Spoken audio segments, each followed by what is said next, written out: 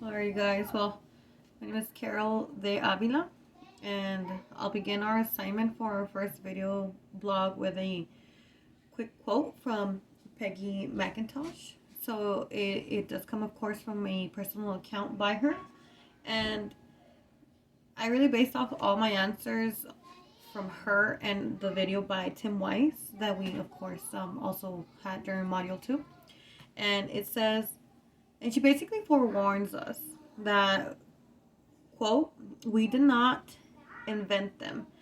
And my analysis, we were taught to not see them. Of course, she is referring to the same point of view, like I mentioned, by Tim Wise in the White Like Me video that we watched, which basically is saying that the way things are not based off their rules.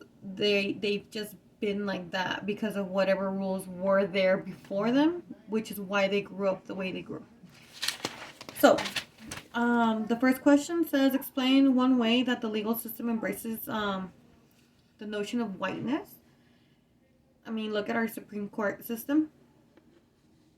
There's a system to it for employment opportunities, like all employers have, fair treatment. There has to be a pool of candidates with the proper qualifications, you name it. And the requirements are pretty much always there, set in stone. They haven't really changed. Education, tenure, and of course experience. But if you look at the cabinet, in order to fill the cabinet, you have to fulfill all of those. And minorities don't usually have the best of records to include all of the requirements. So of course the pool has more candidates that are white than other races, which explains why there is primarily white in our Supreme Court system, if you name it. To be exact, more than half. These politicians keep their appointed seats separate, separate from everything, and already being in the seat, in the position, they keep that seat for years. In a sense that embraces the notion of whiteness. Like Peggy was telling us, it's not that they made the rules, they just don't see it. And although nowadays they've pushed laws into effect within the last couple of decades saying that there has to be a loop and there has to be a greater candidate pool to make these kind of to fill these seats, it doesn't really change anything. So it's not done on purpose, correct, but it's not changed either. That would be the end of question 1. So question 2, in what ways do we see examples of whiteness today in politics, the media, sports, you name it? Since I already pointed out politics in a sense, and gave an example for it, I'm just going to move over with sports, the Olympics to be exact. If you think of an Olympian actually, or if we talk about a USA Olympian, right? Any actual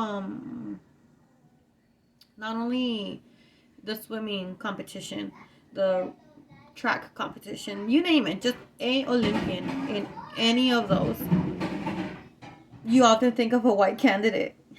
And it makes no sense because the US will take, like any other country, any athlete of any color that is born on their soil. We're talking about the US, so on US soil, or that is a US citizen.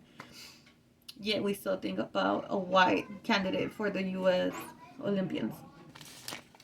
And finally, how does the critical race theory play into this discussion today? Our discussion today is a bit silly to begin with, at least to me, to be honest, because there is morally correct answers, and of course our video has to be respectful and understanding of everybody's points of views. That's just how it has to be. I mean, we're a college class. But based off of the critical race theory.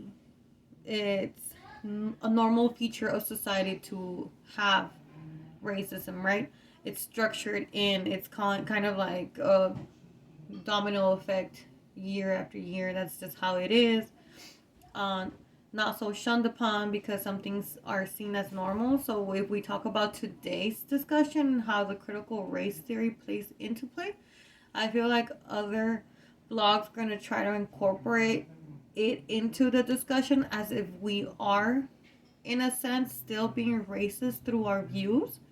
But I actually feel like we're all just trying to not be racist.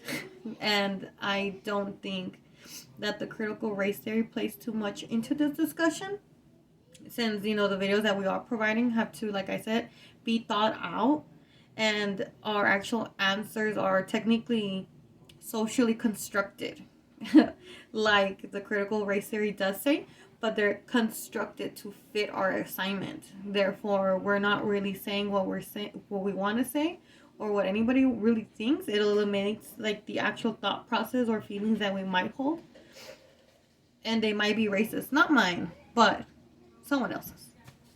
That's my blog. Hope all of you guys do well.